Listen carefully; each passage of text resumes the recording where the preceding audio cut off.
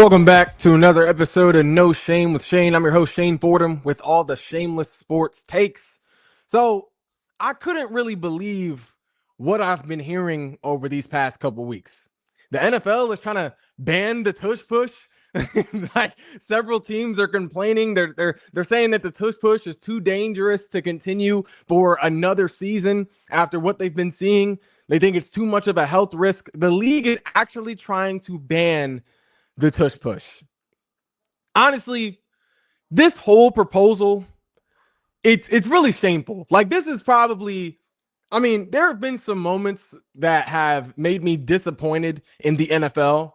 You know, like just kind of straying away from the game of football, like the qualities of the game of football. Like, there have been some moments where I have been very disappointed in the league.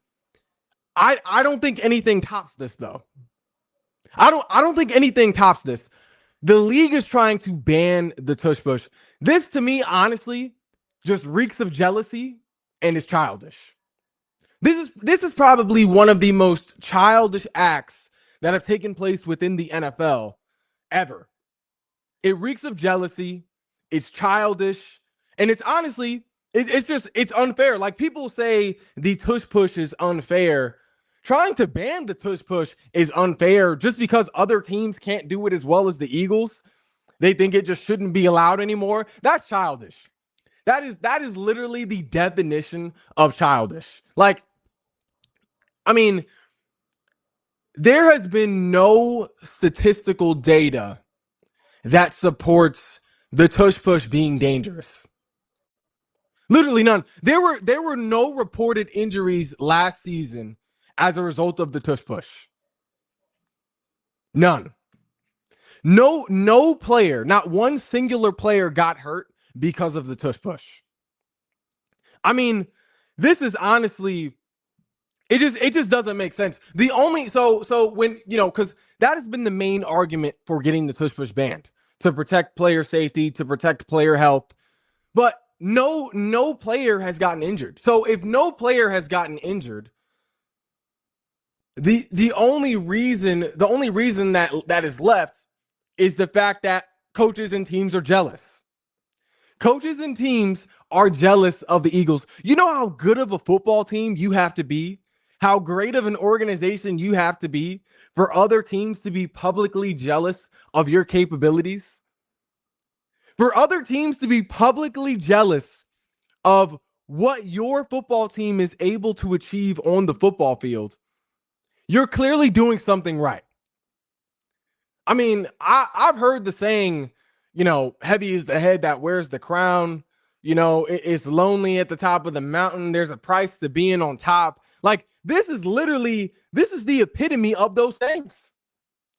The Eagles are such a good football team that multiple other organizations within the NFL have come together to collectively complain about this organization and to limit what they are now allowed to do during regulation minutes. Like, that's a new level for me, bro. Like, I've never heard anything like that before, let alone from the NFL, a grown man's league. Like, I've never seen a group of grown men look more like children than what we are seeing in this tush push negotiation and proposal. Like, this to me, like, if other teams could do the tush push as effectively, they would. Like, this, there's no, like, to me, I don't buy, you know, that coaches are saying this because they're concerned about player safety. You know, they're concerned about health. Not saying that they aren't genuinely concerned with those things, but in regards to the tush push, that's not why they want it banned. They want it banned because they can't do it as well as the Eagles. Where now it's to the point where it seems unfair because no one else can replicate it as well as the Eagles, or no one can duplicate it, rather, as opposed to what the Eagles have been shown capable of doing. If other teams could do it, they would. If other teams could do it as good as the Eagles, we wouldn't be hearing this right now. Like, this wouldn't even be a thing. Sean McDermott with the Bills. he publicly said, I just don't think it's safe for the players. I think it puts a lot of the players at risk, especially the O-line. This man tried to do the tush push this year several times and wasn't nearly as effective as the Eagles. So how do you go from using the tush push in game where none of your players were hurt to now you're saying, the tush push, the tush push should be banned because it presents a health risk? The only thing that makes sense is the fact that you tried it, you couldn't do it, so now you don't want anybody else to be able to do it. like, what are we doing? What are we talking about here? This is just, the main sources that are presenting this ban proposal for the tush push are biased guys. Like these aren't credible sources.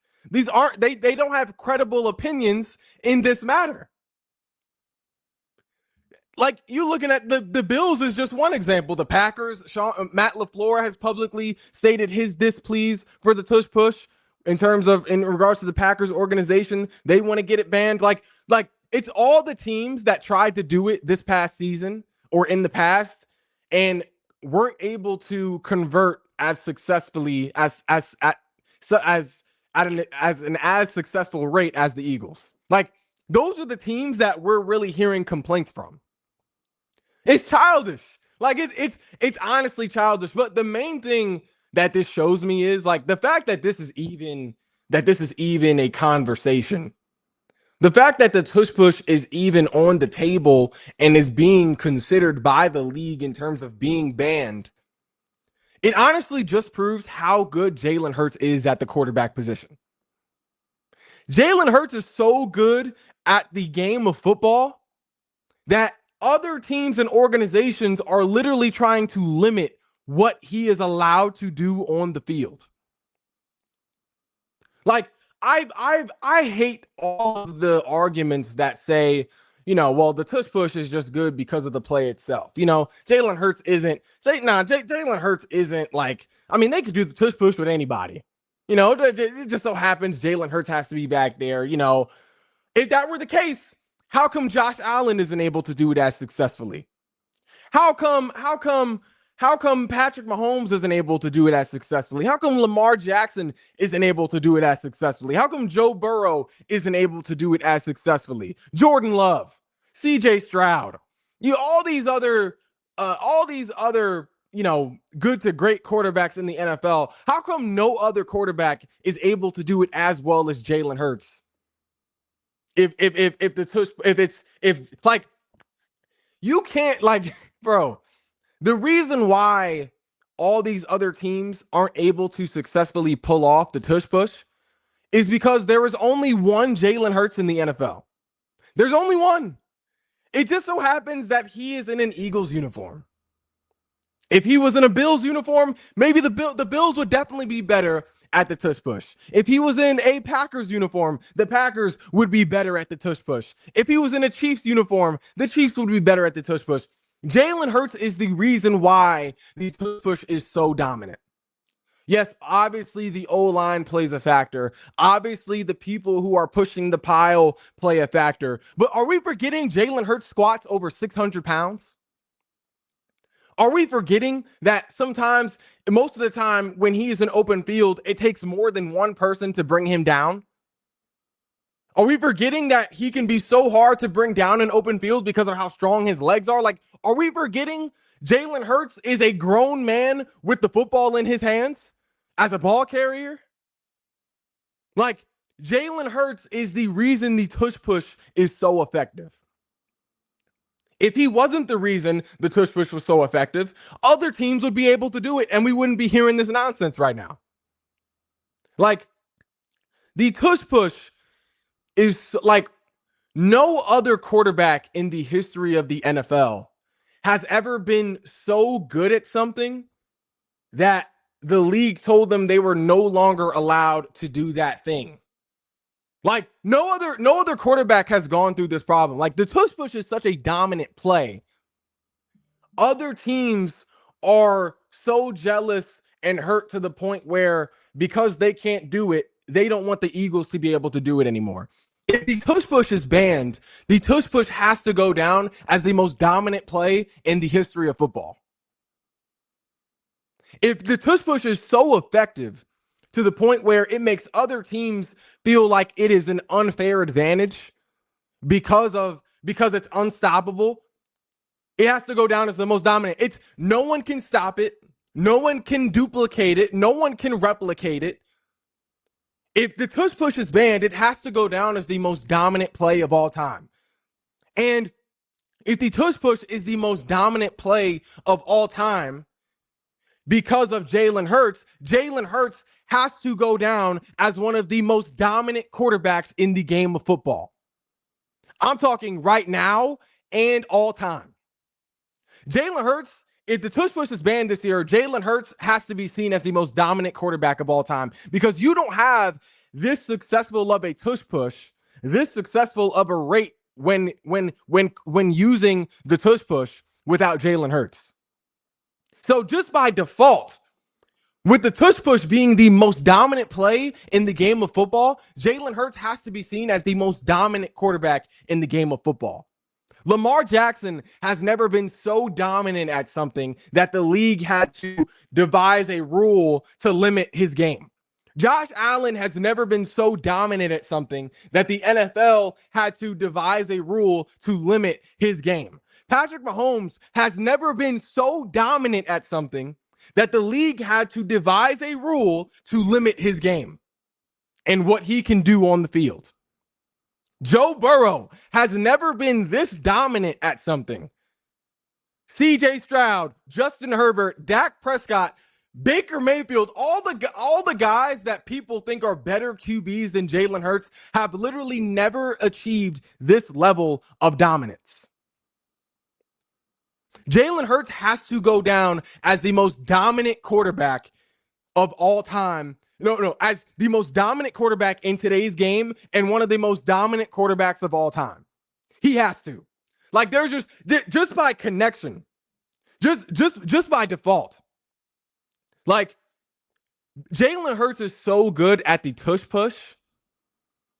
Like Jalen Hurts honestly is more efficient with the tush push than more than half of the guys in the NBA are from the free throw line.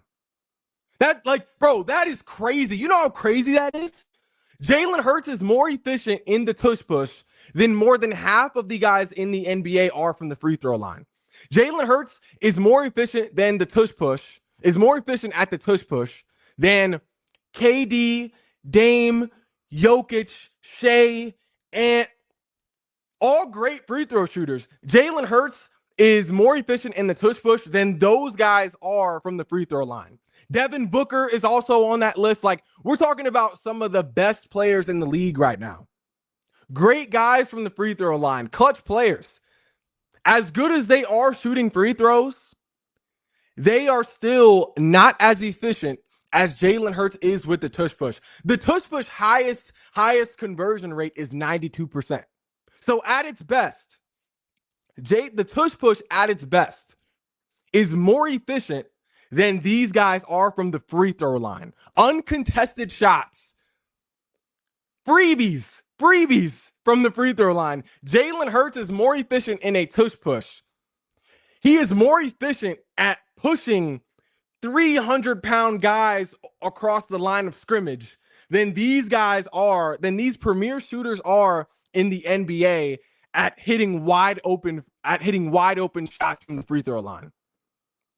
Like, bro, that is a different level of dominance. Like the NFL banning the tush push is essentially the equivalent to the NBA telling Steph he's not allowed to shoot threes anymore. Because Steph is so good at shooting threes, whether he's wide open, 2 hands in his face, 3 hands in his face, like no matter how much space he has, he's more times than none going to knock it down. The NFL banning the tush push is the equivalent to the NBA telling Steph he is not allowed to shoot threes anymore, because that's honestly how dominant the tush push is. That's honestly how dominant Jalen Hurts is at the tush push. Jalen Hurts in the tush push is just about is as dominant as Stephen Curry is from 3-point line. Jalen Hurts is as dominant in the tush push as Stephen Curry is from the 3-point line. Like, the fact that he is so good at something by default, you have to put this man at top 2, really gives him more of an argument for top 1, for the best player for the best quarterback in the NFL. If he is literally so dominant at something, the league has to ban it. Like, the league has to ban it. I mean, if people could just look past, like, honestly, bro, if people could just look past the team that he is on, like, and not punish him for just being in a good organization, people could really appreciate how good Jalen Hurts is at the quarterback position. Winning is as much of a skill as being able to throw a deep ball, as being able to be accurate, as being able to be agile with the ball in your hands. Like, winning is as much of a skill as anything else in a stat book. And it's arguably the most important stat, especially in regards to a quarterback. Like, I hate the fact that Jalen Hurts is really the only quarterback in the NFL, especially in regards to the top 10 guys, that is punished for being on a good team. Like, no one talks bad on Brock Purdy because he's happened to be on a contending team since he's been in the NFL. No one talks bad. No one has judged Brock Purdy as harshly as people have judged Jalen Hurts for being on a good team. Like, you look at Brock Purdy, for example, obviously an underdog. You know, in my opinion, he's definitely a top 10 quarterback, especially when he's healthy. He's been to 1 Super Bowl. Like, no one said, oh yeah, Brock Purdy is only in the Super Bowl because of his top 3 defense at the time, or his top 3 offense that he has in terms of weapons around him, his top 5 O-line at the time. Like, no one was saying Brock Purdy is this and that only because of his situation. That argument is only used in the case of Jalen Hurts. That's the only time that argument is used in Jalen Hurts, because he happens to be in a good organization. Like in that NFC Championship game between the 49ers and the Eagles' first recent trip to the Super Bowl. Obviously, Brock Purdy goes down early, you know, gets hit by Hassan Reddick on a grown man monster sack. Like, people were saying, oh, you know, if Brock Purdy was healthy, the 49ers would have won. If Brock Purdy was healthy, the 49ers would have won.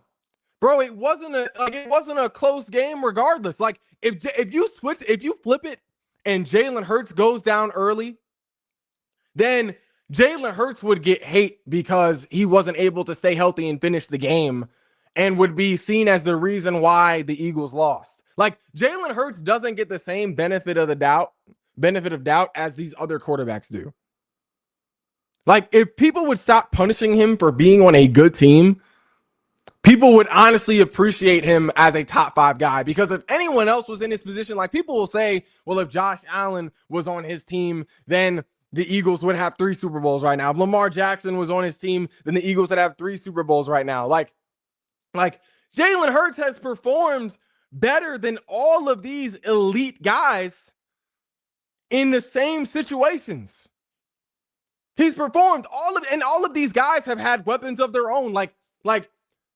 Bro, Josh Allen doesn't get punished for having one of the best receiver duos in the game in Stephon Diggs and Gabe Davis. Like, Brock Purdy doesn't get punished for having one of the best offensive groups out of the past decade in San Francisco. Like, if Jalen, like, bro, nobody said anything about Brock Purdy not being a good quarterback because he lost to the Chiefs with the team that he had. Nobody said anything about that. Brock Purdy lost to the same team to the same team that the Eagles lost to in 2023. But but Brock Purdy didn't get nearly the same amount of hate as Jalen Hurts did that year. Jalen Hurts got blamed for the loss that the Eagles took to the Chiefs in 2023. Brock Purdy did not get blamed. And Jalen Hurts in that game had one of the greatest performances by a quarterback in Super Bowl history. So you blame Jalen Hurts when he loses in that situation. But then when he wins 2 years later against the same team, he doesn't get credit. He doesn't deserve credit. Like I can't, bro. I just can't. Like I just can't. Like this is, I mean, honestly, bro, I really hope the tush push gets banned at this point, because that'll just be an argument in Jalen Hurts' favor in terms of just how good he is at the quarterback position. But that's all for today's edition of No Shame with Shane. If you haven't already, be sure to like, follow, and subscribe to all of our social media platforms, and I will be back later on with more shameless takes.